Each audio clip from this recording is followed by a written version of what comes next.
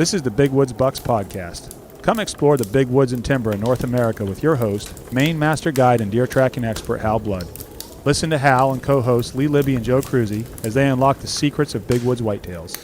Each episode will provide valuable insights into the tried and true system Hal has used for the last 40 years to scout, locate, and hunt mature big woods bucks. Listen and laugh as the crew discusses Hal's legendary adventures and learn how to apply a lifetime's worth of lessons from the big woods to your own hunting and outdoor adventures. Welcome. Six what? Six ranch. Six ranch. Yes, sir. Podcast. Screw it up once so it's funny. Okay. All right, we're just going to keep rolling it. Just give it a quiet second. Welcome to the Big Woods Bucks podcast. I'm your host, Hal Blood, and down here at Pileland Lodge again with my co-host, Joe Cruzy. Hello. And we're doing something a little different tonight. We're going to, it's the end of muzzleloader season. If we shooting deer, Hal? That's different. Yeah. If you'd shoot one, it'd be different. Yeah. No doubt. We're kind of doing a dual podcast.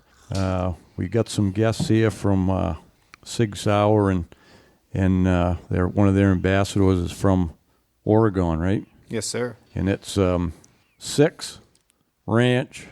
Six Ranch, not Sex Ranch. Yeah, Six Ranch. Six Ranch. Six Ranch. Sex Ranch is entirely different. Yeah, it's the Six Ranch podcast. So we're going to kind of record this together, and it'll go out on both podcasts. Honored to be here. Thank you for letting us do this. Yep. And you got a co-host too, huh? Yeah, so I'm James Nash with the Six Ranch Podcast and Six Ranch Outfitters. And then we also have Mr. Patrick Hanley, who you guys have heard from a lot recently, from Sig Sauer as the rifle and ammunition product line manager. Yep, I've been at 6 Hour now for 4 years, and I formerly came from, I've been in the gun industry now for 10 years, and it's close to home here to be sitting here with Mr. Nash, who I've been going out west with and bringing him here into a little bit of walk in our life so he can see what it's like hunting in the East. He's got a little culture shock, don't he? He sure does. I don't think he's ever seen anything like this in his life. I think we're giving him something he'll take home and remember from here. Yeah. A few more trees on these hillsides here, isn't there? You do have a few more stems per acre. You're not quite as big, a little bit closer together. You can't really tell if you're walking on ground or water most of the time. Yeah, but it's even more fun when you get about 6 inches of wet snow on them hillsides there, trying to get up over them. Really I bet. What do you guys do for traction in that? Do you wear micro spikes on your boots, or do just rubber boot and slide around and cuss at things? What's a micro spike? I don't know. We just use rubber boots. Okay. They can get slippery. You've probably realized why we wear rubber boots, right? Yes, sir. Yeah. Yeah. A lot of water. You can be walking up on a mountain somewhere and go right up to your knees in there's really spring seeps or something, but muck holes right up to your knees, right in the middle of a hardwood ridge or something. So it's I get the sense that occasionally in the summertime you will see a mosquito or two. Yeah, we'll get a few of them around, but they're not too bad. Uh-huh. Not during the daytime anyway. No. Yeah. Actually, when I lived down on the coast, on the ocean, they were worse down there. It's a lot of, there's a water from the ocean, and then there's a lot of backwaters that wash up, and you couldn't go outside the house in the evening down there, but up here we can. If you live in the higher ground, like I live up on a ridge, and mosquitoes aren't bad up there. It's down around the water, they're pretty bad sometimes, but yeah. So anyways. So how's the hunt been this week? Sparse. I think we got in here the first day, and we were pretty optimistic when we saw the snow had hit the ground, and we got out yesterday, and we had made our way around and saw a decent amount of tracks. I did. I think me and the people I were with, we saw a good amount of tracks, but I know you guys were driving around quite a bit trying to find anything whatsoever. But literally, we found like a track that we were able to cut in, and I think it was in an area where you guys were just talking about, and we started working our way in, and we ended up finding a decent buck that we followed for probably about a mile and a half. And then by the afternoon yesterday, it was just back to dry ground. Yeah. And we lost it and couldn't get any further. Yeah, this has been one of the most difficult muzzleloader seasons I've seen in quite a while. I've been trying to figure it out because it's really a big lack of deer movement. It's like the end of last week, the light switch got flipped off. I mean, everybody was tracking snow. You know, when we had tracking snow some last week, everybody was on tracks. But then all of a sudden, I mean, me and Jerry have covered some ground this week and haven't seen much for tracks. You know, we tracked one big one Monday with some snow up high, and we never even, it dropped down low and got out of the snow, but that was a real good one. And other than that, we haven't found another like real big track. You know, we've seen some buck tracks, but nothing huge. And all that traveling, not even a lot of doe tracks. I think they're not even, you seem to be when you hit a doe track even, it ain't going anywhere. It's in a little thicket or a little knob. Or, they're not traveling around much. And I kind of want to bring this into perspective for the Western audience, that's more used to my podcast, because I know people are listening to this going, why are they just talking about tracks instead of talking about deer? Well, because you can't see anything anywhere. So unless it's at like bad breath range, you're just simply not going to see an animal here. So the move, you guys are hunting deer the way we hunt lions or bears or something like that. You're traveling roads. You're trying to cut a track. Once you see the track and it's something that you're interested in, you're setting out on it the same way we would set out with dogs or on foot if you're in a state that can't use dogs. And then trying to basically become a history student until you run into current events, and and then hopefully you were able to look at that track and know when that animal was going to slow down enough that you'd be intercepting it and be able to break a shot. I like how you broke that down from history to current events. Yeah. That's about what it's like. Yeah. Well, it's because you might find a track and that buck is 5 miles from there.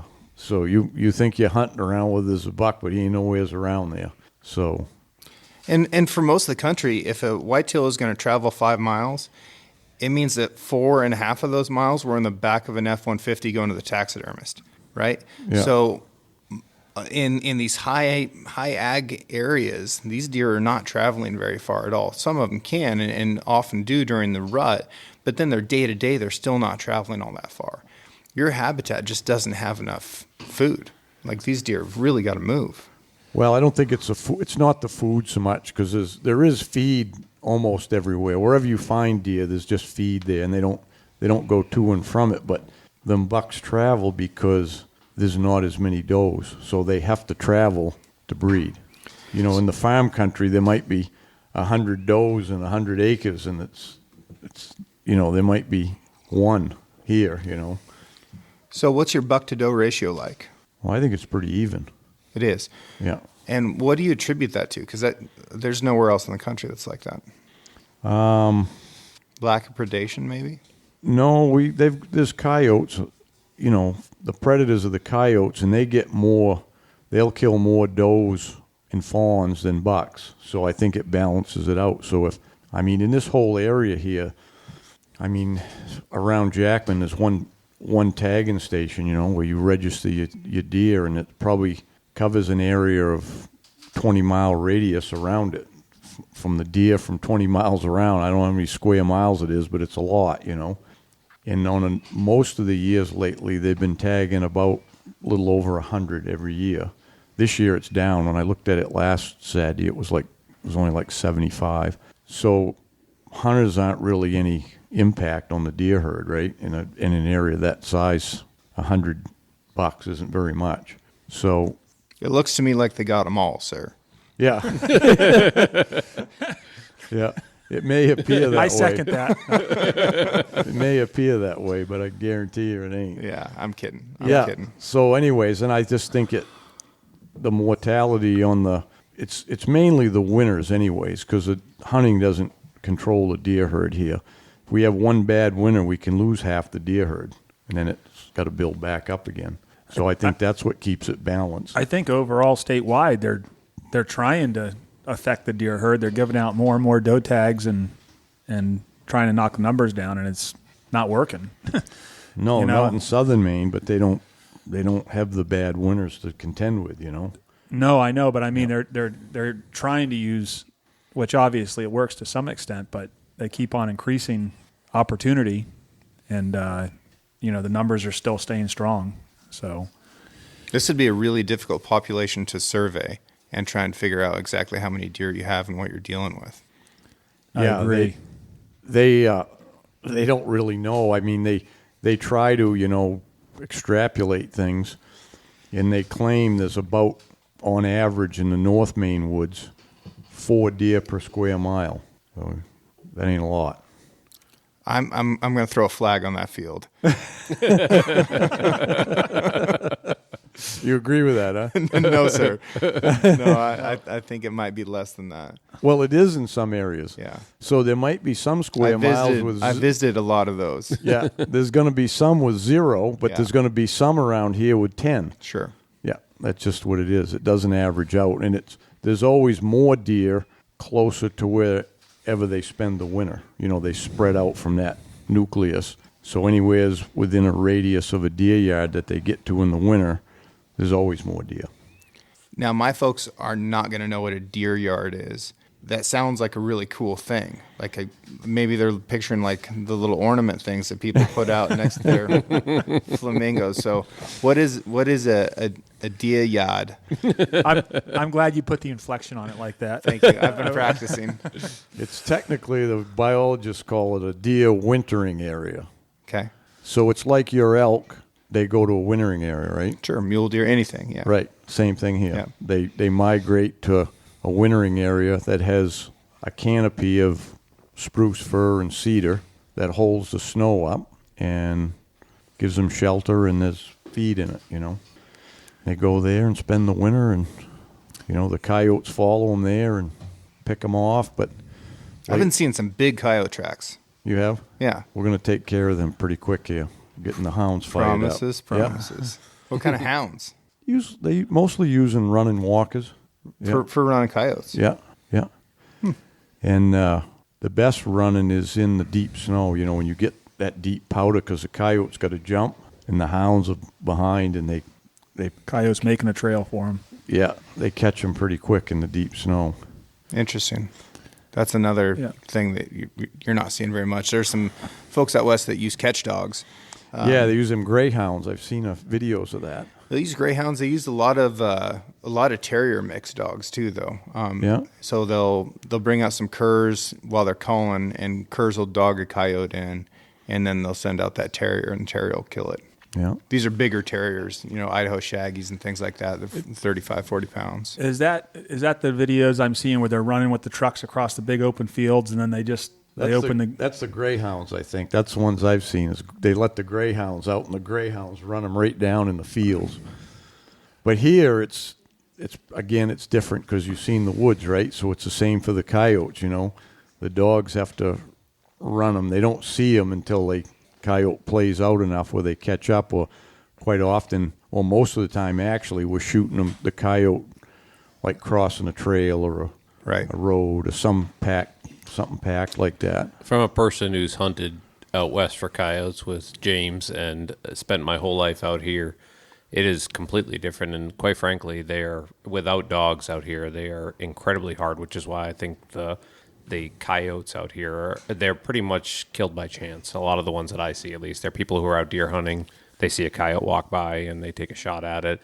I don't think that they're as intentionally hunted as they are in the West. And just the reason being, it's the woods are so big out here. Like, having gone out and seeing what you guys do, the country's so big, you can make a 500-yard shot at a coyote and thin that hard out pretty quick. Yeah.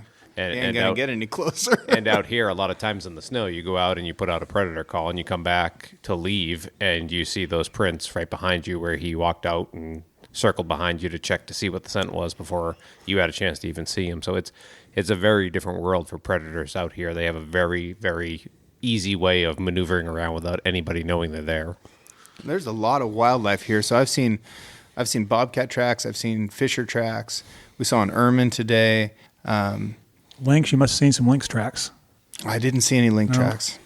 No, There's that links. would have been cool. A lot of Yeah. links around. Are there? I saw one right on the Spencer Road the first week crossing the road. The other thing, too, is that the deer yards are not traditional like they used to be. They used to be in natural cover, and those have been pretty much cut over throughout the state, the big deer yards. So now the towns have turned into deer yards where everyone's feeding them in town. So the deer have, now it's generational. They're learning to go to the town. So the town of the West Forks and the town of Jackman is where all the deer go and congregate, and that's where the coyotes go. So that's where the bulk of the coyote hunting and where they're killed in the winter. Usually, 40 or 50 you guys will get in the... Sometimes, yeah. We've done enough now. We were talking about this one other time, but, I read a lot about the coyotes over the years when they first started here, and they would always, biologists would claim you can't control the population because they'll have more young ones, and it's not true.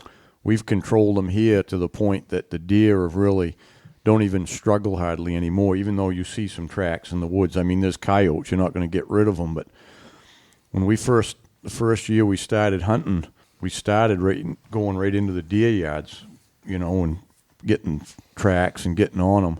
And we started that first year, though, really late. I think we got 17. And then the next year we started right after deer season when the snow got good. And I think we killed 49 that next year. And then I think 37, and last year I think 35. And what happens is when you take them out of an area, more filter in, because they're territorial. And then we get those. As those come in, we get those. So we've got them that have come from probably 15 to 20 miles away now. We're cleaning those up. So that when you go out in the peripherals of town now, you don't hardly see any coyote tracks. I mean, we've had a fair amount of snow all season, enough to see tracks. And the lack of coyote tracks is pretty impressive, really. It's good, Then you take a walk on my property down in Skowhegan, and it's littered. I mean, they're just... Yeah, I'm they're- southern New yeah. Hampshire, and it's crazy the amount of coyotes we have around. And like I said, they get trapped some, they get hunted some, but they definitely don't. They're not hunted and trapped hardly enough. And not to mention the fact out here from I was telling James this, and it's interesting. Like, what is your average coyote weight out there in Oregon? 28 to 32 pounds. Which we can get some big dogs out here. Some of these coyotes get pretty good. Some of these females out here, especially, get pretty good size. It's a good deer killing animal. Which when I go out west, I'm always surprised that not as much out where you are, but some of the parts of the west, how small some of the coyotes are compared to out here in the east. Oh, they are little, and a pup of the year won't make 20 pounds. They're going to be in the teens, high teens. Mm-hmm. And people look at them and they look all fuzzy and stuff, and they're like, they don't understand how small that target is. You're trying to hit a coffee cup. Yeah. Well, here we get them, the biggest ones are around 50. Yeah, that's and then plenty big coyote. Yeah, we get a lot of them around 40, 35 to 40, a lot of them that size. Then the pups probably run 25, something like that. I bet as brushy as it is, you have a hard time getting a good pelt off of them. No, I think the hides are pretty good. I know the guys that trap them here, and then the ones that we get, one of the guys takes them and skins them, and it's really the only fur now that's worth much money, and they've been getting $100 for some of them now. Yeah, it's been great. Coyotes have been awesome. They got a nice hide, most of them. There's a lot last year in North Dakota that sold for $220. No kidding. Per coyote in the lot. Yeah. Really? That's crazy. Yeah, that would turn up the coyote hunting probably if prices stayed up like that. Yeah. Hunting and trapping. There's a bunch of people in Maine now doing it with the hounds, but there's a lot of people that also hunt over bait. They put, bait, they use Deer carcasses and... deer, anything, beef, go to the slaughterhouse, and they put a pile out there, and because the coyotes are hungry in the winter, so they go to them bait piles, and you can hunt all night here. You can hunt with a light at night and everything. So some of them guys where there's a lot of coyotes, they get quite a few that way. But you got a lot in time invested for each one with the hounds. I mean, last year we had a day we killed 6 in one day. Nice. That's our record day. We've had a couple of 5 days, but 6 is the new record. Those big snowfall days. Oh yeah, Deep snow and... Yeah, you get about 18 inches of powdery snow there, and chases are pretty quick. Have you ever come out west and hunted lions or bobcats? No, never have. No. I think you need to do that. You need to come out and hunt lions. Yeah. It is so up your alley with this combination of what you're doing with coyotes and, you know, your lifetime of tracking deer. It is really, really interesting. And you'll see levels of houndsmanship that have exceeded, you know, anything I've experienced anywhere else in the world. So it's a neat thing. And I think that you would have a lot to contribute to those houndsmen in the way that they're tracking lions, because you've got to help those dogs out a lot. Oh, yeah. And then you'd probably learn something that you could bring back here and maybe kill a deer. Maybe. Is that one of the things you guide for out there, the cat hunting? So I do, but Oregon, you can't use dogs. You can use dogs for bobcats, because evidently a bobcat doesn't have a soul, but a mountain lion does. So we can run the spots off of a bobcat, but we can't run bears or lions anymore. Did when I was a kid, but it changed in like 1992 and 93, somewhere in there. Got put on the ballot, and our Portland said no. So, but our Portland is turning into your Portland, though. Yeah. They're not. Believe it or not, I've been to both. They're not far apart. Yeah. Well, so we're hunting our cats the same way you're hunting your deer, except that when you're following that track and you get to a spot where you think that lion may have stopped and made a kill or bedded up for the day, you're going to try and call him out of there, and it'll take 3 or 4 hours probably. And if you're wrong and he walked out of that canyon and into the next one, then you're just wrong and you're out of luck. Oh, yeah. So like predator calling. It's predator calling mixed in with what you're doing with the tracking. Oh, interesting. I don't know if I'd have the patience to sit around for 4 hours and call, but Joe might. I could. I sat for a long time yesterday. And then I got up and left and said, I'm not sitting anymore. What I've seen for deer movement, I wouldn't sit 5 minutes. Well, it was down there in our down little below. spot down Yeah. that Lee showed me last year. Some guys do just try to walk them down, and I know dudes who've straight up walked the lion tracks down until the lion got in a tree, and they ran out of tracks and started looking up and found them and killed them. No guy that did it with a longbow, so it can be done with just the old left foot, right foot. That might be more your style, but you probably end up going a little bit farther than I would. I'm hoping deer start climbing trees. Yeah. Sure would make life easier, wouldn't it? Yeah. Yeah. Oh, that's interesting. Yeah, it is. I always like hearing about different hunting strategies from all over. And the only cat hunting I've seen, I know Rick's done quite a bit of cat hunting. I don't know what state he was doing I think it in. Idaho. Was he in Idaho? I think Yeah, it he's was had good Idaho, success out there. He's hunted all around doing that stuff out west, and he likes it. He shot a couple big toms out there. Yeah. But I think it was more wherever he was all hound hunting where they tree them. And yeah, Idaho is dog country. Montana, Utah, Wyoming, it's all dog country. What's getting tough with the dogs anymore are wolves, because we've had wolves show up and spread out so much. Wolves, if your hounds run into wolves, your wolves will kill every dog you have, and the guys just can't catch up in time. It happens really fast. That's a bad day. Can you imagine? No. Can you imagine walking up on 6 of your dogs and all of them being dead? I certainly can't. And a lot of guys have had to live with that reality. And there's no compassion for it outside of the hunting community. Right. None at all. Oh, no, they cheer for it.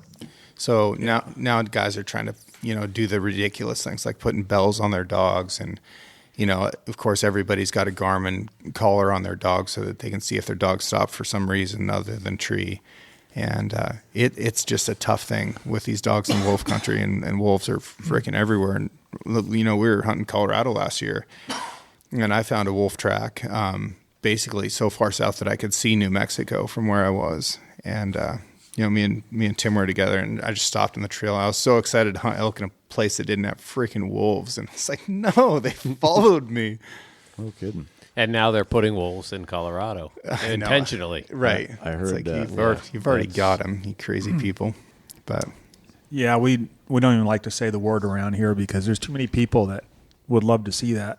Sure. You know, they want to see him here and reintroduce him. And I think it's our coyotes already have wolf DNA. That's part of the reason They do. They've got 17%. Yep. they're a bigger species. Is one of the reasons they've got mixed in with wolves somewhere along the line. But man, lions and wolves, we don't want them here.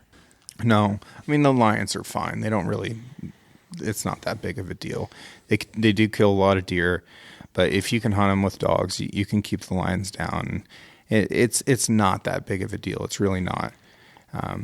But the wolves are a very real problem, and with the population densities that you have here with your deer, they'd kill them all. They'd get them all. Well, the moose too. Oh yeah. That's my biggest concern is it would be the deer and the moose. Yeah, I mean, the folks in Idaho are thinking that their moose only have 10 years left before they're all gone. Wow. So it's going to be a long cycle before the wolves eat themselves out of house and home, and then they start dropping off. I don't think they will because they've got livestock as a backup, right? So people kind of tend to think about Western predators like it's this terrarium model where you could create a balance beam. Like, oh, they eat too much, now the wolf population has to go down to recover from it.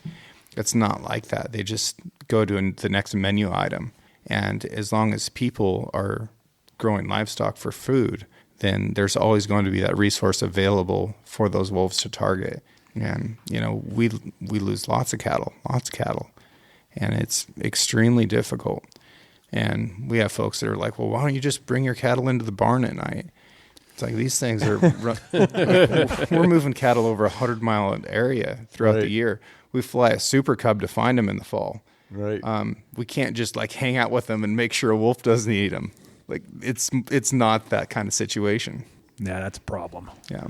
So if it comes up in Maine or for wherever the folks are listening, just say no. It's very similar to the stuff that Maine's faced with in the last couple of years with the bear baiting. It's one of those things that it happens in other places of the country. It sets a precedent, and then they try to come out and they try to say everybody should do it. And that's where, like they were saying with the wolf thing, I think eventually it will try to make its way out here, just like the banning of bear baiting. It's something that I think these guys see and they say, oh, we were successful there. Now we can just run down and pick all the states and try to pick them all off at once. It's going to happen eventually, unfortunately. You know, what's happened in Maine is we're getting a huge influx of people coming from the outside that want to move to Maine because they love it here, but then they want to change it to where the same way it was where they came from, and so it's everything's drawn right down the middle. It's always right around 50%. You know, it's a couple points above or below is how all this stuff always by a point or two. Yeah. You know, is the way it goes, and unfortunately, I think it's a matter of time before they chisel it away and wear everyone down and get their way. Yeah, but the ace in the hole here is when they're talking about wolves, they're talking about putting gray wolves here like everywhere else, and they're not native here. Yeah. They're trying to pretend like they were here, and they weren't. We had a red wolf here historically, and not a gray wolf, but they don't want to mention that. We had a timber wolf that was like a 70-pound dog, and what we have now is a Canadian gray wolf. Of course, everything that we bought from the Canadians, that was such a good deal for them. They're like, you want to do what? Yeah. Yeah, right.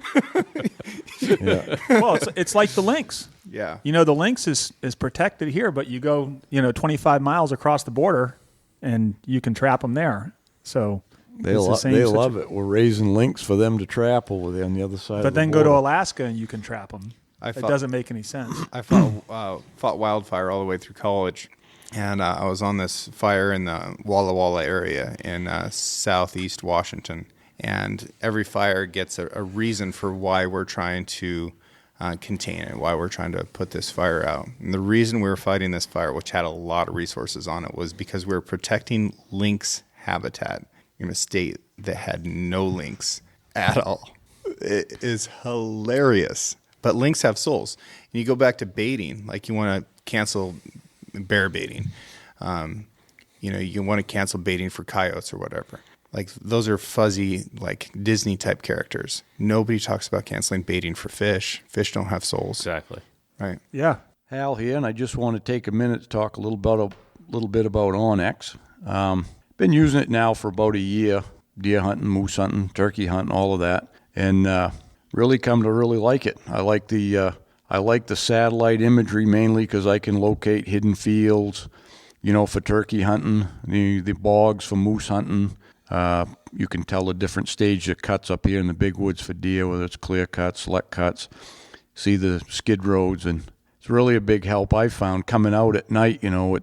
It's can really tell you like the easiest way to get out, if you got a couple miles, a couple hours to walk out. And so anyways, got the app on my phone, got the chip in my GPS, and I'm good to go. So not only that, it's used by 4,600 game wardens across the country, which is pretty incredible, and Bureau of Land Management, Forest Service, wildlife biologists, and all that. They all use it, so I guess it's something you ought to be using too. So anyways, go to Onyx.com and you punch in the promo code BWB, and you're going to get a 20% discount. Good hunting. Hey, Hal here. Just want to take a minute to talk about the hunting club. And you can join by going right online at bigwoodsbucks.com. But anyways, I've got all my information is going in there, and it's a place where you can get together and look at my films, tips, writings, and all of that. And the best part is there's forums for you to communicate with, the rest of the club members, talk about big wood stuff and all of that. So anyways, $36 a year, cheaper than getting a Starbucks once a day. So join up and hope you see you on there. That's exactly right. It's like you were talking about protecting things in Florida. They're protecting a bird that nests down in the Everglades, and they're flooding the entire northern part of the Everglades and destroying the entire ecosystem. I mean, literally destroying it and killing all the deer and all the mammal life that's there to save the bird. And it's been going on for years. For 30 years it's been going on, and the Everglades is dying because of it, and it doesn't make any sense. It's like they can't see the forest for the trees. So I have a good friend who works down there as a animal wildlife control specialist and animal damage control. And most of what he does is catching pythons out in the Everglades. And he caught the state record python this summer, and it bit him, almost freaking killed him. It was 17 feet, 7 inches long. He's the one that caught that one? Yeah. And we did a podcast together, Python Cowboy. If you guys want to look it up, I'll put a link in the description for this.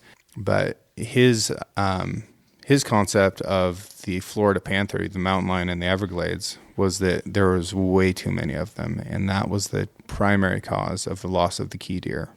Yes, it's and that's something. So I grew up hunting out in the Everglades, and what's changed ever since I got out of it about 15 years ago, the big thing that's changed is the explosion of the cat and the pythons. Yep. And it's really, along with high water, is changed the Everglades drastically. Totally. It's not even the same place that I used to go to out there. And the cats, I follow some of these pages online, these big cat pages where, the people that love them down there.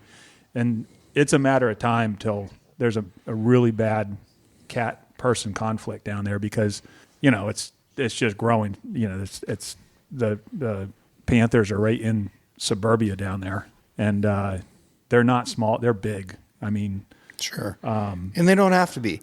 Like, if your 9-pound house cat decides that today is the day it's going to take you on, you're going to get hurt, right? Yeah. So you add, a magnitude of 10 to that, and you're in real trouble. And that's the smallest end of a. We don't get to trap bobcats. You guys still have bobcats up here, right, for trapping? You're allowed to trap bobcats? Yeah, but we don't have a lot of them in this area anymore because I think the lynx has kind of outcompeted them. They're actually becoming more prominent in New Hampshire again, and we started seeing more and more. And they actually tried to put a bill in to trap them, and I think it got shot down immediately, or it went through and got shot down after everybody realized what it was. It was one or the other. But I having released a couple of bobcats in traps before, I don't think a cat needs to be very big to hurt you, because I'll tell you what, they are not a fun animal to release. Pole or not, they are not a fun animal to release. I told you about the plywood technique, right? Yeah, I think That's I'm going the to try move. that next Yeah. time, because it's a little unnerving trying to release one of those things. And like I said, we've been seeing bobcats in the area where I'm down by Winnipesaukee, and that area, growing up, I never saw bobcat. They were always very protected for that reason. And it seems like lately they're growing in population very, very quickly, but there hasn't really been anything to address it. They tried, like I said, but there's no hunting season, there's no trapping season, they're still protected, and then you cross over the border over here, and you guys are actually able to hunt them, but now you're facing another species of them, so it's crazy. Yep. Yeah, there's a lot more in southern central Maine. There's plenty of bobcats. The guys seem to think they're increasing, but not in the north. You ride up in this north country now for bobcat tracks, and all you'll see is lynx. Yeah. Rick shot a 45-pounder down there in my place in Skowhegan, and it only had 3 legs. Jeez. Yeah. 45 pounds with 3 legs. That was a big fat son of a gun. Yeah. But I think he killed one close to 45 or 50 right up here between here and Jackman. Yeah, I think it was 45 right over here, and then Paul Laney got one up here that was 49. But that's been, Those are big cats. yeah, that's 10 years ago, you know. Yeah, it's Yeah. been a while. I don't hardly ever see bobcat tracks. You said you saw one, though, huh? You know, it might have been a lynx. I've never seen a lynx track before. It just looked like a bobcat track to me. So I Well, don't know. it'd be a lynx track would be quite a bit bigger. It was a good sized track, but it just wasn't in my mind at all that it was even a possibility. Yeah. Yeah. I bet that's what you saw. Yeah. The northern part of New Hampshire and Maine, it's pretty much lynx. That's cool. Well, Hal, I read your book. You did? Yeah, I did. I liked it. Which I learned one? some stuff from it. The big wood, the one that looks like the shirt that I'm wearing. Red and black check. Yeah. So I think that there's a lot that Western hunters can learn from the way you're tracking. Would you be willing to take a couple minutes to just talk through the 101 of tracking a deer? Number 1, find a good track. What's a good track look like? Well, you know what I've learned over the years is I've hunted a lot of places from here to Ontario and Montana and Adirondacks, and in the tracks, a good track is different in different areas. So here in northern Maine, northern New Hampshire, we have a northern borealis whitetail, so it's a different subspecies than everywhere else. It's a spruce fir forest whitetail. For some reason, they have the biggest feet, and supposedly they were the biggest bodied ones. Now, I know out in the farm country there now in Alberta and Saskatchewan, they get them big bodied ones too and stuff, but their feet are much bigger than any of the other ones. So here I look for a track that's, like I call them 3x3s, but they're not really square like that. I like to see one 3 inches wide, 3.5 long. The real big ones are a little over 3 wide, 4 long.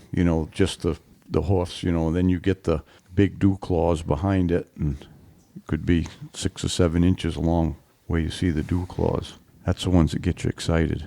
And it is a wild thing to me. It is a wild thing to me that you guys drag these deer out whole. I was explaining this to him. Bonkers. Yeah. That is Oh. So we have, I don't know if you guys have them. We call them knives. And it's sharp on one side. And you can take something heavy like the biggest deer in the world, and you can cut him down, make him smaller, make it easier. Why do you do that? That is crazy. You can joke all you want. You need to talk to the Fish and Game Commission. You're barking up the wrong trees. We don't have any say in how we have to handle our deer, but Actually, we can cut them up here. you can cut Yeah, them up you here. can pack them out. But then you can't weigh them. Then you can't weigh them, see? Because I in Maine, see. they got the biggest bucks in Maine club if you kill one that's field dress is over 200. Not 199 and a half. That's right. It's got to be 200. We're not rounding up.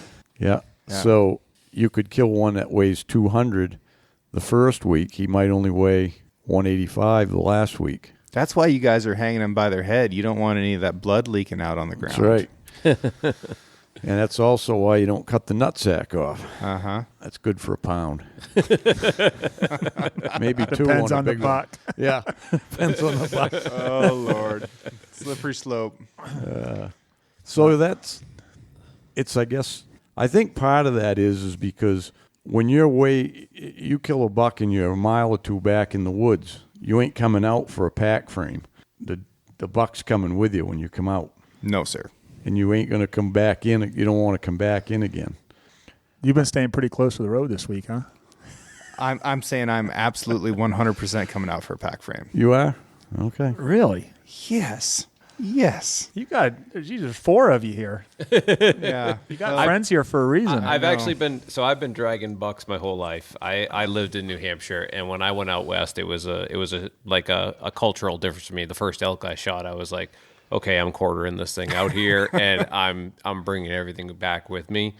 And it is different, but I think there's the part that gets missed a lot that I see out here is that there is something rewarding about dragging a buck out in New England, just because where you guys are out west, one of the things that I realize is so many people are given opportunity each year to shoot a mule deer or a whitetail, where out here in New England, we just don't have the opportunities frequently. Like some people, to them, it is just, that is like your chance that you just got a deer that you may never see again for the rest of your life.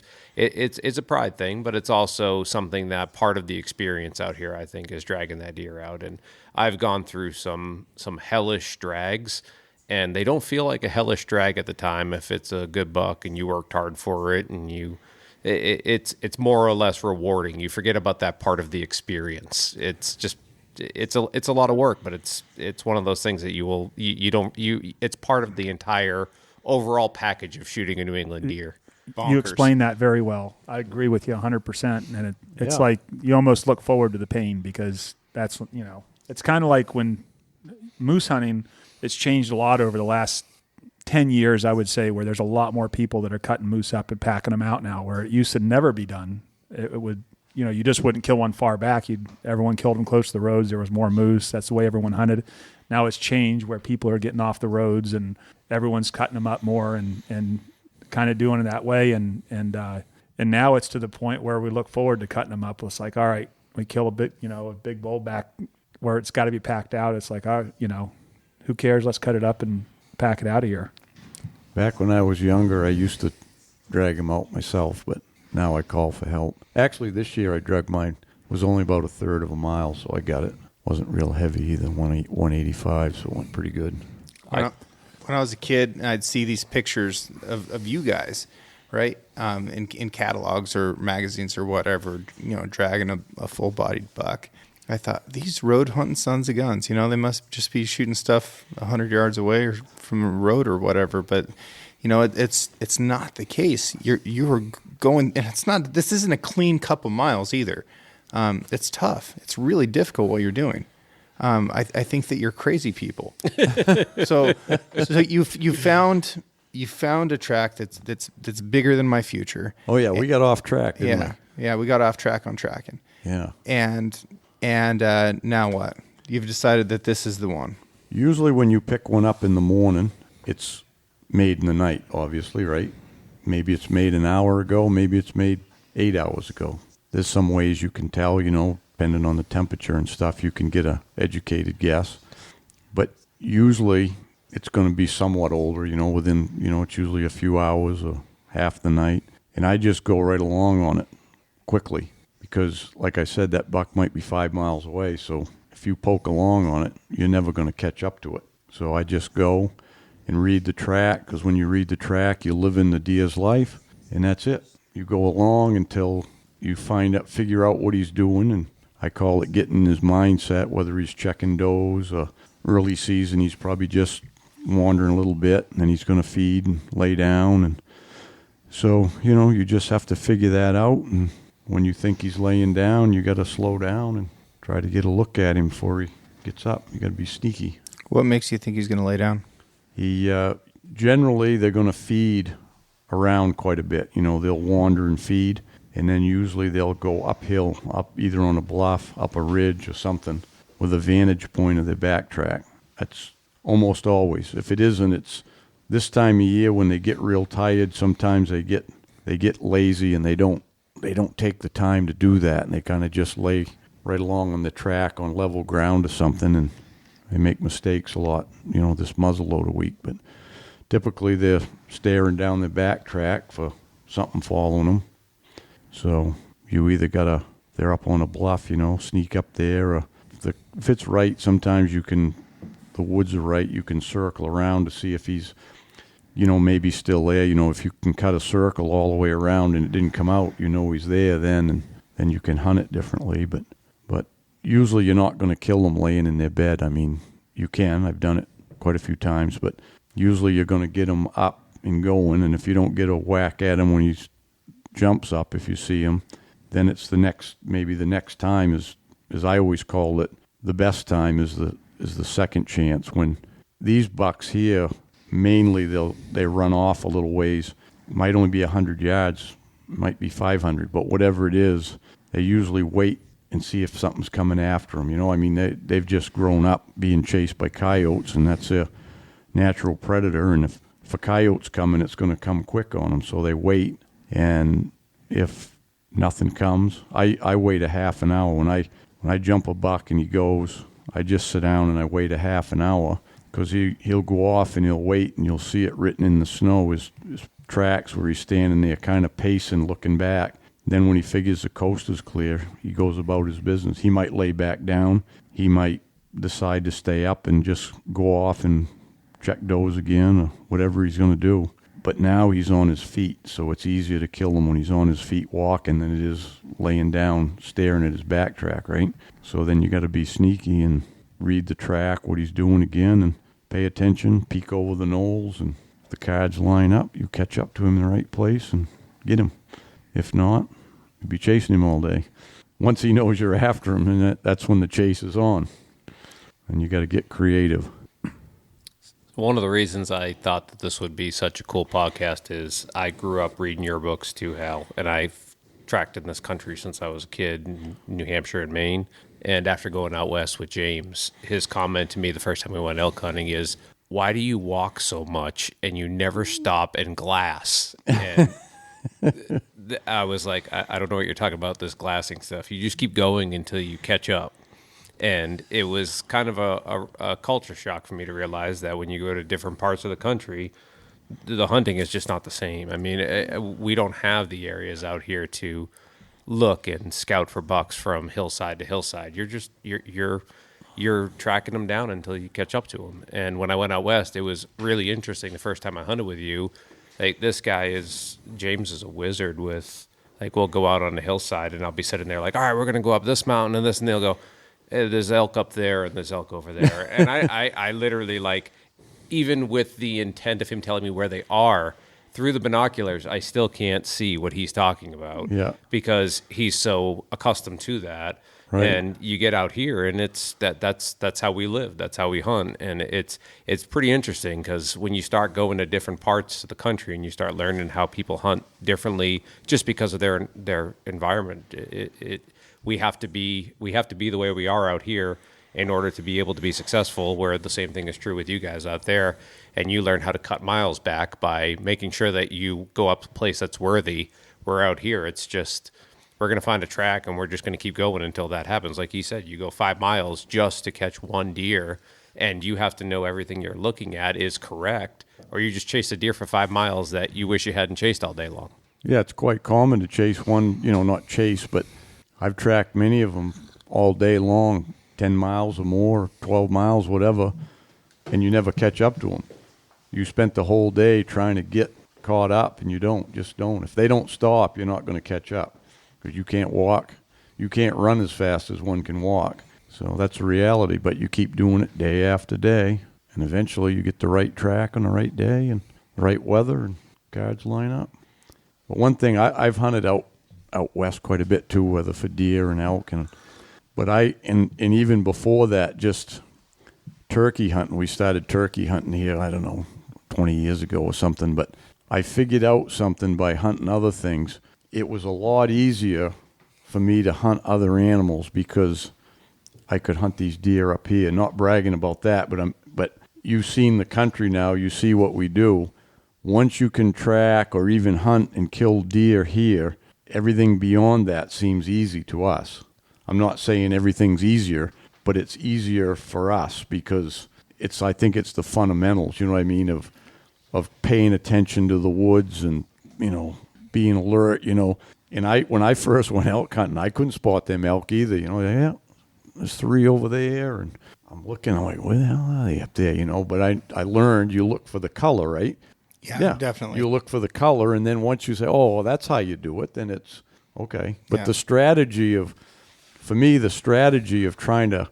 to kill that elk, you can see, is really quite simple to me, Yeah, no, it certainly can be, and the things that complicate it with elk is that they can smell you from over a mile, right?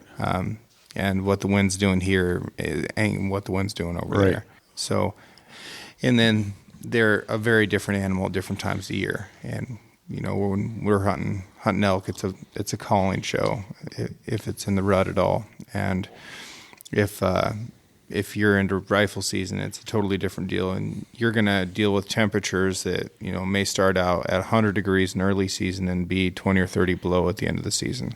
So the animals' behavior and then the hunting terrain and the weather is just going to change a lot throughout the year. Sure. But I would agree that fundamentally this is a very, very strong base to become any other type of hunter. And if folks are wanting to improve themselves as hunters, this is a must for them to come out and do. Because even if they don't come out here and ever see a deer, just like I'm more than likely not going to see a deer, I'm learning a lot. Tim and I cut a track that was 24 hours old. And there wasn't a lot of hope in me running that thing down and getting a look at it. But I followed it until I couldn't anymore because I just wanted to learn from it. I have no idea what a deer does in these woods. But, if I get to follow it for half a mile, learn an awful lot about it. If I get to follow it for a mile, I learn a whole lot more. And then I can start thinking about, okay, well, this is what that deer did. And this is that similar terrain over here. So maybe I'll go look and see if I can find a track there. But you can really be a student of this stuff and then take all those skills and go someplace else and be more successful than you previously were. So I would highly encourage people to come out to your neck of the woods and check this stuff out. It's an adventure. I wondered when you guys were coming in, I looked at the weather and everything and wasn't sure what your expectations were or what your experience was with this type of hunting and everything. And I thought, oof, this is going to be a rough week. But I'm glad, number one, that you had a little bit of something to, even though it was more like a heavy dusting, but you had a little something to go with and you made the most of it because that's all you can do. Oh, yeah. I've never muzzleloader hunted before. I mean, that's a crazy thing to me that you would even try and use a muzzleloader in the 21st century to shoot at something. But that's the rules that we got to play by. So I'm all about packing that thing around. So my expectation was that I wasn't going to see a deer, and then if I did, that the gun wasn't going to go off. So far, you got that new Sig Sauer muzzleloader, right? No, but yeah, so far I've been correct. So I haven't seen a deer, and my muzzleloader hasn't gone off. It's interesting because prior to working for Sig, I worked for a muzzleloader company, and where James says he's never shot a muzzleloader, it wasn't really surprising to me because one of the things about out here about not having a lot of deer, we still have a muzzleloader season. It's an opportunity season, and prior I worked for the old Thompson Center. And back then, when all these muzzleloader companies existed, it was because there was opportunity seasons. Otherwise, there's no reason to do it. And the only places that they still exist that I've seen are in areas that don't have high densities of deer because there's still a reason to do it. We were facing, as a company back then, where states all around the country were like, hey, we have a muzzleloader season. Then it was like, okay, we have too many deer. Now it's a single shot season. All right, there's still too many deer. Now it's a bolt action season. And it would just eventually become, they just had a really long rifle season. And muzzleloading in the Northeast is very different in the sense that because the density of deer is not as heavy, muzzleloader has always been either an early jump or a late last opportunity in the New England states because it's one of those things that we don't have as much deer that we can throw something like that in there and have it be something that people can look at and say like, wow, that gives me a second opportunity, or in my case in New Hampshire, an early opportunity at the season. And also, we have a lot of shotgun-only cities and states in New Hampshire and southern Maine that you can buy a muzzleloader and you can hunt the entire season. And it allows you not to have a shotgun in some of those areas. So it was kind of interesting because I see it now happening across the country with crossbows. At the time when I was there, night rifles started off really big with pushing the muzzleloader seasons. And then it progressed into all of these different states taking it on as an opportunity. And then when it obviously started to get to the point where deer densities weren't being controlled in some of the states that had muzzleloader seasons, it fell off. And now the crossbow guys are using the same type of strategy of, hey, an archer's never going to buy a crossbow. This is a rifle hunter that can help you take out more deer. And so the states that have high densities of deer are now opening up crossbow seasons the same way muzzleloader seasons were popular at one point. Mm-hmm. And I'm not trying to bag on muzzleloaders here. I think that they're a very good tool for this type of hunting, because the reality is, I'm sure you get some patient deer that stand there after somebody misses, but for the most part, they don't got to go very far before you can't see them anymore. Well, and these guys over here have it, like I said, it's much different over here. When you're doing a late opportunity muzzleloader, now you have two disadvantages. You have deer that have been educated, you have deer that are out of the rut, they're tired, and now you're throwing in a single shot muzzleloader that you hope you make one good shot when you have that opportunity. In New Hampshire, for us, we start right around Halloween every year. So we have that, like, they're coming into the pre-rut, there's deer moving all over the place. It's actually one of the best opportunity seasons. So states in New England look at it differently in, like, the sense it's like a Hail Mary, or it's the beginning of the game, where you could look at it either way. Yeah, and the point that I'm making is that it's a fine tool for the job here, because you're probably only getting it one shot. It's not that far, and a big, heavy bullet that's not going that fast is a good tool. Exactly, yeah. So I think it's fine. I saw a discussion the other day. It was a thread online about, someone just brought up the idea of, the muzzleloader season should be first and run the light rifle season longer and all that, which will never happen. But I like it the way it's set up, just for the reasons that you said. Yeah. It's like, for us in this area, the way it normally is, we usually have good snow during muzzleloader. I think it just works out well as opposed to having it first. No one would. I think the state makes more money because they're banking on the fact that no one's going to kill a deer with a gun, and now they're going to go spend that $13 and then muzzleloader hunt, and it works well that way. Most states are a last season Hail Mary. It's one of those things where it's either a last season Hail Mary, or some of the states, like, out in Ohio, they have almost a mid-January season that's like all the deer are herding up, eating in the fields, and they need to take a few more deer out before the season ends, and they use it for that. But it is one of those things that, like, it is better, I agree, on the back end of it, because we unfortunately we have a 3-week rifle season, but we have muzzleloader before that, and it changes the deer's behavior just because there's people in the woods. Right. Hey everyone, Hal here. Just wanted to take a minute to talk a minute about the Woodman Arms muzzleloader. We got them all set on the website to build your own, and or buy your Big Woods Bucks model, either one you want to do. But anyways, we've tested it a lot, and I can honestly say it's the most accurate muzzleloader on the market, best to carry in the Big Woods or anywhere else at 5.5 pounds. You can't go wrong with it. So get on there and check it out. Hey guys, Joe here. Wanted to take a few minutes to talk about Lake Parlin Lodge. We're a 4-season lodge located just south of Jackman. We've got cabins, lodge rooms, mini lodge. We're a big snowmobile destination in the winter, full restaurant, bar, all the amenities that you need for your trip. Open obviously through the summer, right on the lake. Kayaks, canoes, all included with the cabin. We also do a lot of weddings, so if you're looking for a destination wedding, we can do a wedding up to 200 people. And, of course, we've got our hunting season, moose season, deer season. So check us out. We're at lakeparlinlodge.com. Well, you haven't seen it yet, but I had shot one with a muzzleloader last year, and that film's going to be released. When, Joe? Any day now? I have no idea. We'll get you it'll be... You say that like it's my decision. It'll be on our Big Woods Bucks webpage anyways, in the Facebook page. But it's pretty cool. Andy shot in his bed, which was that was a pretty cool part. I shot him laying in his bed, tracked him 2 days, shot him 3 times, and then shot him in his bed. And that's going to be on that's on film. Be about I think it comes out around 30 minutes. It's gonna be a nice film. It's an educational film. It's not gonna be a dramatic, cinematic thing, even though Joe wants it to be. But it's gonna be a teaching thing. You know, it's he A put so through many Z. words in my mouth.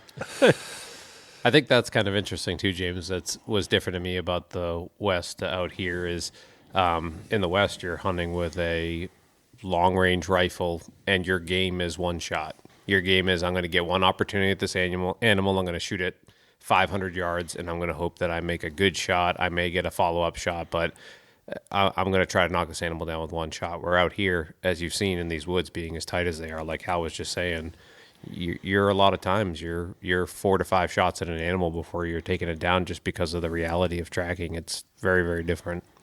It's not really that many if I got my pump gun. Yeah, the bigger pump gun calibers do have a tendency to put them down quicker. Well, you know, the other thing with the muzzleloader is they do not shoot through the brush good. Yep. It doesn't take much to deflect them. I don't know why it is, but it's just a slower moving, bigger bullet. But I don't know how many times I've tried to shoot through, just some whippets and stuff, and it just doesn't get there. With the old Lot 6 with a 180 grain core locks, get there. Oh boy. So I understand you were going to make a big announcement for SIG that they're coming out with a new pump carbine. Was that? Yeah, it'll be out next week. I'm glad we could be the first to debut it and talk about it. If I had my way, I honestly think that would be in the agenda. But I mean, as a company, we're definitely. It's kind of cool. In the last 2 years, we've started to progress into the hunting market as heavily as we are. When I started there, like I said, I had come from Thompson Center, and it was kind of a bittersweet separation when Thompson Center left New Hampshire, and like we were all like a big family there, and it was sad to see it go. And I ended up down at SIG, and at the time SIG was obviously we're a very military handgun oriented company, and we had ammunition and we had optics. And we were really still just never really dove into the hunting market. And then in the last 2 or 3 years, we've become very quickly overnight a hunting company, and it's growing immensely for us. We started off by doing optics. We have an optic system called the BDX, which is it's Bluetooth technology that reads from the rangefinder to the scope. So when you range find an animal out at 400 yards, it will actually adjust the scope automatically based on the data that's in your phone that you're plugging into this thing. So you can make a shot. Hal's going to be standing in line for that one. I can't wait to get me one of them. They're incredible. We've had some opportunities out west that have just been amazing. Where like we went out this year, me and James went out and did a mountain goat hunt up in Alaska. And it's just incredible. The gentleman I was with ranged the mountain goat at 328 yards, and you just watch the dot inside, just adjust right to where it goes, hold on and shoot. It's incredible. And we did that, and that was kind of our bound into the hunting market. And then we launched a couple of different hunting ammunitions last year.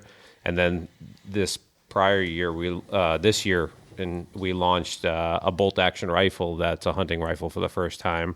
So this is like our full entrenchment into the hunting industry, and it's been really cool because one of the things about that you didn't know at the time in our corporate headquarters was how many people surfaced as hunters when they all started seeing all these products come out.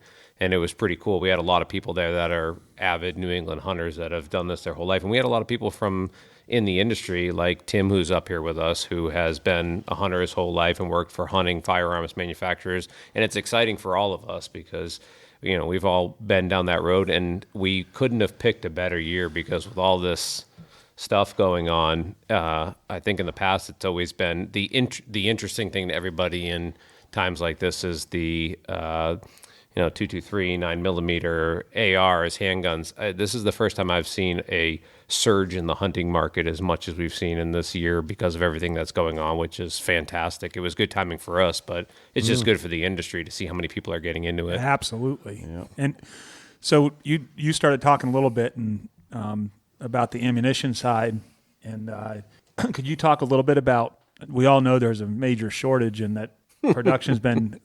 Give us your side of it as far as what it's like and and what it's like trying to keep up. Yeah, what I was just saying is part of the reason this one's been such a struggle. I think in the past it's always been you're fighting with two calibers. If you can make 9mm and 5.56, that's what you're going to end up fighting with when there's any sort of surge like this. This one is not like that, and the reason being is we're talking to people all around the country that are saying hunting rifles are surging and everything is surging. So the ammunition companies aren't having the same situation that they've had in the past where it was just, try to make 2 ammunitions as fast as you can. They're making 30-06 as fast as they're trying to make everything else because people are looking to try to get a little bit of everything right now. So from an ammunition manufacturer, it's tough because there's two things. One, we've learned in the past that ammunition is one of those things that we know that there are spikes that go up and down. Now, granted, in the last 10 years, ammunition as a whole has increased significantly in sales. But if you decide to go, ramp up to the point where you're just, trying to catch up with this demand, you're going to be disappointed when it goes back down. So all the manufacturing companies for ammunition have gotten pretty smart to make as much as you can and try to be as good as you can on forecasting what the market is looking for. Try to get hunting ammunition into the market in the fall. Try to provide everything else that everybody's looking for. But it's one of those things that you're chasing your tail, and you are, but you're going to try to keep up the best you can and try to see how much you can put out there during this time frame. But yeah, none of us are in a position right now where we're having a hard time selling anything. It's just a matter of shipping at this point. Yeah, we talked a little bit about the 7600 and 760s earlier, how the popularity of that gun is just off the charts right now, which... If I knew what I knew a year ago, if I knew that, I'd have bought a lot more of them. It's crazy. I mean, it's I've never seen, like we were saying, that one went for 3,600, I think, on Gunbroker, one of the Big Woods Bucks one, but it's not just limited edition. It's any 760 or 7,600. People are just clamoring for them. And let me ask you this: are you allowed to hunt with semi-automatics here? Yeah. Yes. Oh yeah. So why in the flat Earth would you still want to use a pump? Carries better. It's lighter. Much lighter. The carry is the biggest part. In the weather, you don't going to have operational problems with it. Like, all right. You get certain days, the temperature is like, some days it's just right where just the heat of your hand and body carrying your gun. The snow melts when it falls on it and it runs down inside, but then it freezes. And if it does that in the automatics, it gets down in the spring actions and stuff, can freeze up. Even the pumps can. But I always, if it's those kind of days, or you go under you ever get under these fir trees this week? You have to go through some fir trees, right? Yeah. Well, when they got snow hanging in them, 2 or 3 inches of it, and you go under them, that all falls on you. You got to turn your gun up. I tap it right out of my slide, because if you let that in there, and then it melts and it freezes, it's all ice in there. You can't cycle it. So what's your rifle weigh? 6 pounds, I think they weigh, 6.5. That 7600 carbine. And then you put a scope on it? Nope. Iron sights? Peep. Peep sight? Yeah. Big peep? Big aperture. It's a Williams peep I use, and I take the aperture out and throw it away and shoot through the threaded hole. Yeah. And there is, I have a Browning long track that I hunt with sometimes. I cut it down, and there's a big difference between the way that carries in a 7600. A 7600 is carries just so nicely, and then the Woodman Arms muzzleloader was modeled basically right after that and carries just the same, and so that's why that's become so popular up here. And that weighs 5.5. What did you carry in the Marine Corps? My M16. Yeah. So would you ever think about carrying a 308 that was like that? I have one. I have an R25. No, too heavy. What if we got it lighter? I don't know what. It won't carry right. That type of a pistol grip is not made for fast shooting, It also, like the grip hanging down, it's going to catch on stuff. And the old saying, pry it out of my cold, dead hands. That's Hal in a 7600. Okay. So I should give up at this point, or maybe 5 minutes ago. I don't even use a different one. I use the same one I started with in 1988. And everybody said I've got all kinds of them. When I get a new one, different caliber, people go, "You're going to kill a buck with that one?" I go, "Nope, I'm going to use my regular one." before I became a product manager, it was kind of interesting. I got to travel as I worked in more of a sales role at my company. And like I said, I grew up hunting here, and I always thought it was super interesting. I would go to states like Pennsylvania, and then I'd go out west, and you realize that pretty much there is no one gun that, or caliber at that people will just flock around nationwide. Right. Like there's been surgence in, calibers like the 6.5 Creedmoor and things like that in the last couple of years. But at the end of the day, it is 100% geographical. Like I would go into Pennsylvania, and I worked at a couple places there, and they're a little bit similar to here. A 7600 and a 35 wheel and pump was a huge thing down there. But then I'd talk to people there, and they'd be like, why would anybody deer hunt with anything but a 6mm? You just don't hear about 6mm in a lot of these areas. And same thing out west, where a lot of guys are 300 Wood mag. You come out here and you want a magnum action, or you want a long action. It's a 30-06.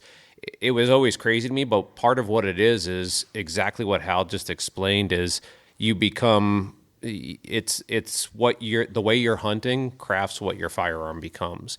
And different parts of the country, everybody has their way of hunting that is the most successful manner. And that was what I always found interesting about being a rifle manager was you can't just paint a broad brush. You can't say, I'm going to make one gun and everybody in the country is going to flock and buy this.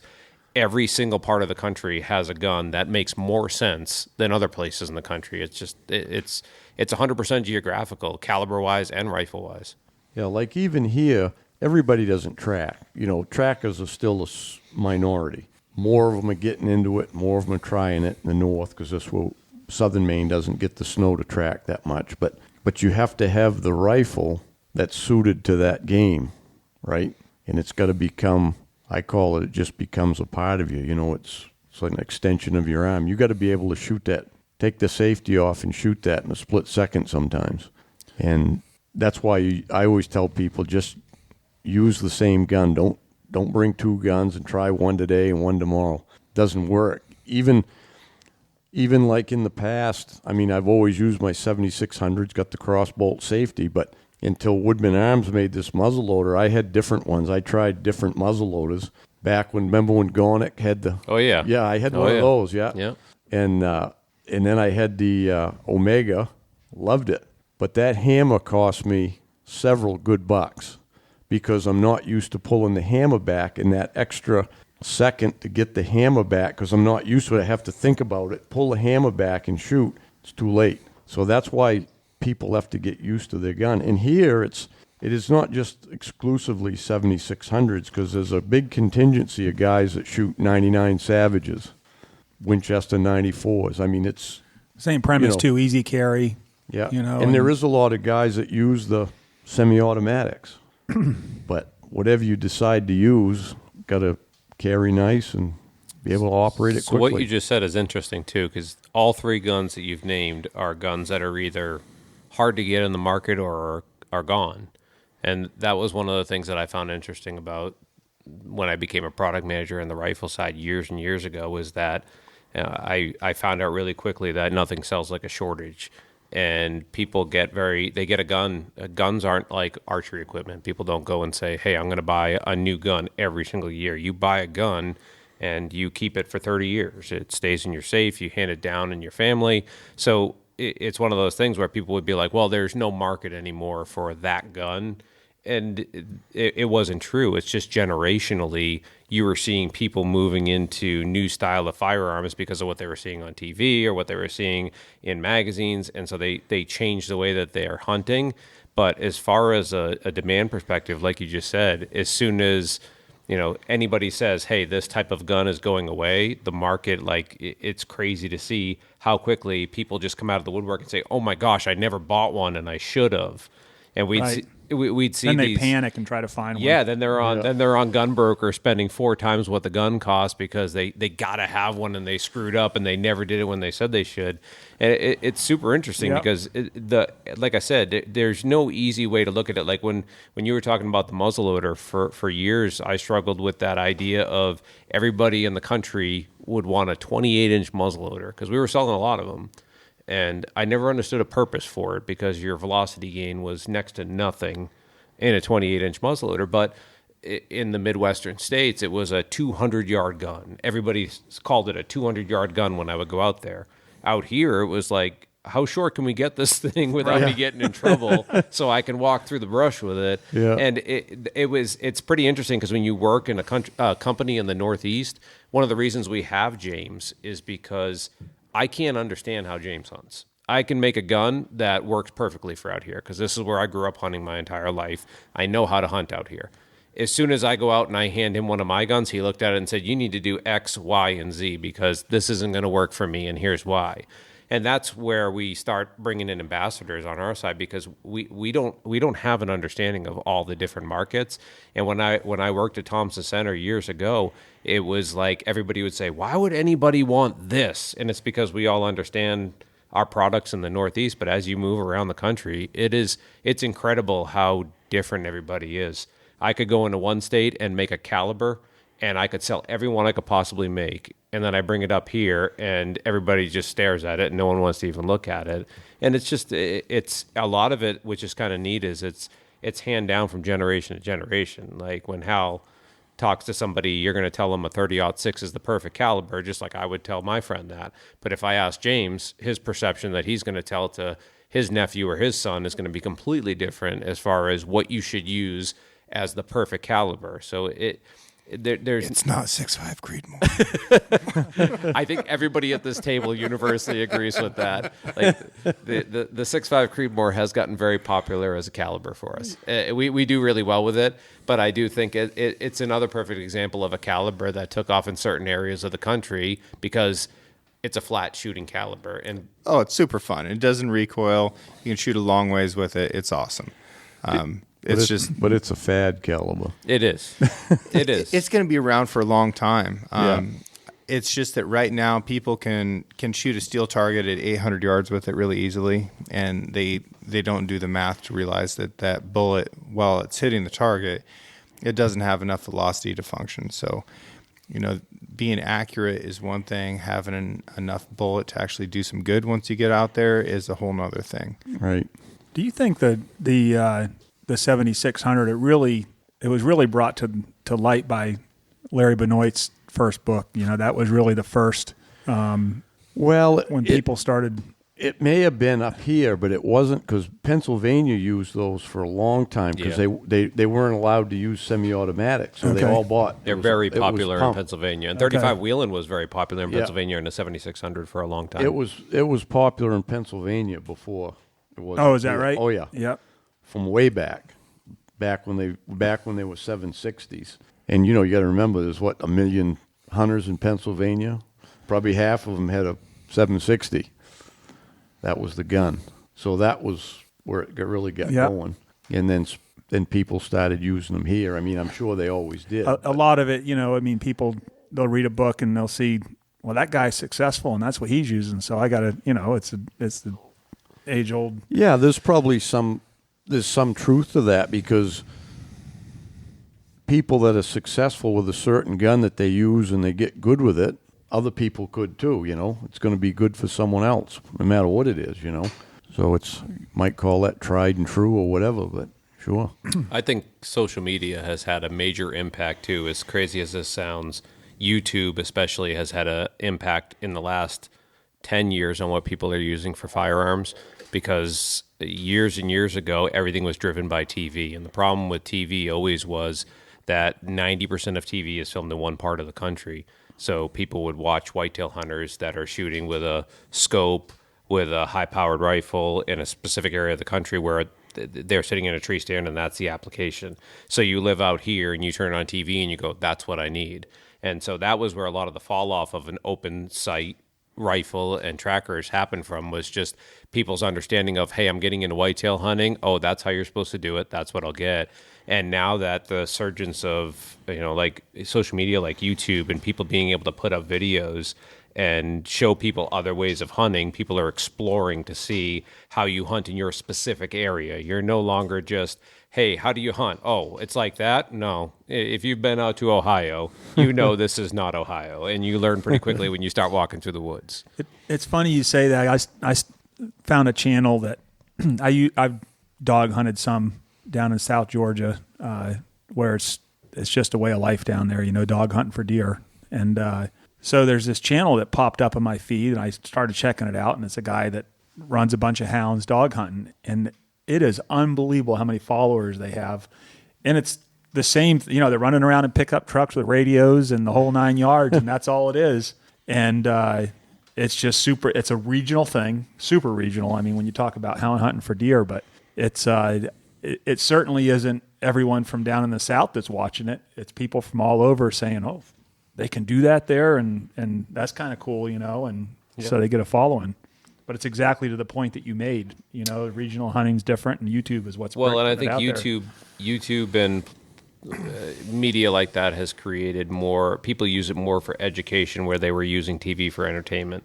When I want to learn how to hunt in the Northeast, and I can go on YouTube and say, Northeast hunting, and Big Wood Bucks pops up, and I can watch those videos and say, oh, this is interesting. This is how I'm supposed to hunt when I learn how to hunt, as compared to in the past where you turned on the TV and you thought that was it. But I think TV has always been used more as an entertainment side of it, where people turn it on as just to watch TV. But YouTube is one of those things where when I want to go hunt in the West where James is, I'm going to Google, hey, how do I hunt in Oregon? And I'm going to see elk videos that tell me a way to hunt in that area of the country.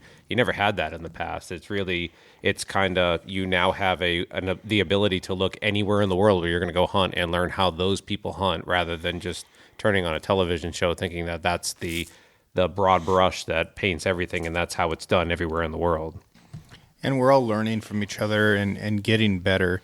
And that just goes back to what I was talking about earlier with me coming up here. Like, I've definitely got lessons that are reinforced after reading your book that I'm going to be able to take home and then apply, especially to late season elk.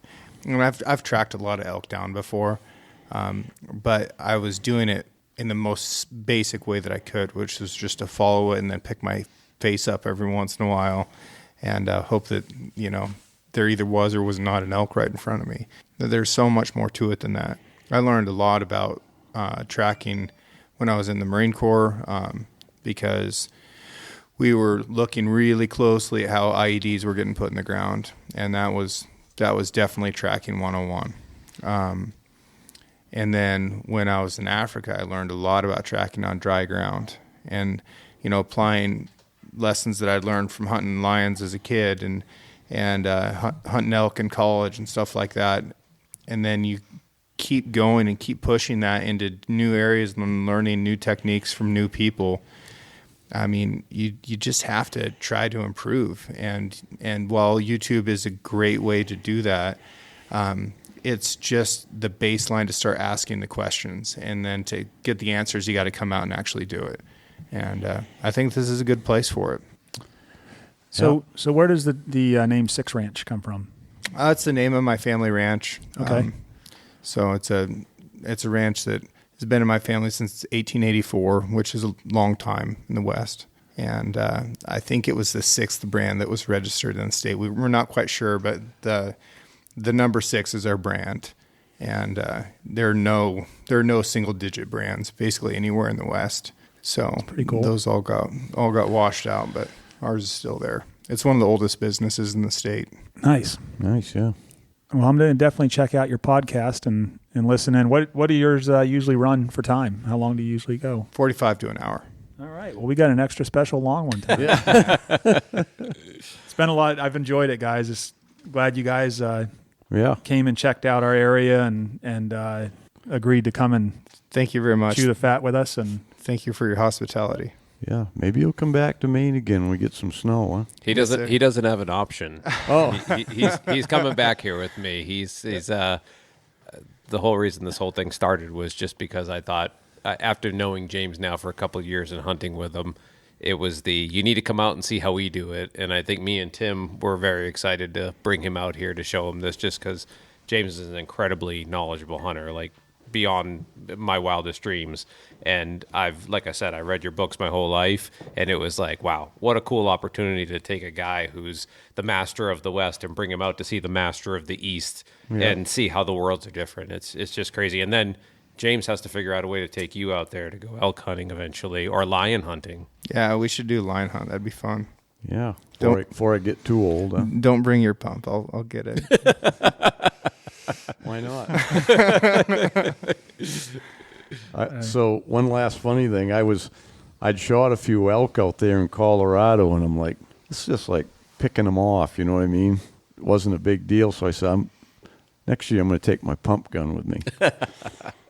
So I shot one in the oak brush with my pump at 80 yards. That's it. Snuck in there, and I could hear him rattling around. You with know, some all cows. those guys out west, just from my minimal time going out there, were like, what in flat earth is that man carrying around in the woods out here? Because they've probably never seen a pump rifle No, in the The woods. rest of the guys laughed at me. Did They they? said, Yeah. "That's what you use?" And I go, "Yeah." They weren't laughing when we all that's the one that's in the wall. That's with the heaviest rack in there on this Yeah. side. Now, there's a bunch of guys listening to this that had to Google what a 7600 is. Oh yeah, I'm sure. Yeah. So, 7600, my peep sight. yeah. It's been a pleasure, guys. Thank you. Yeah, we've enjoyed it. Thank you. Thank you, guys. Hey, thanks for tuning in. Till next time, good luck on the trail.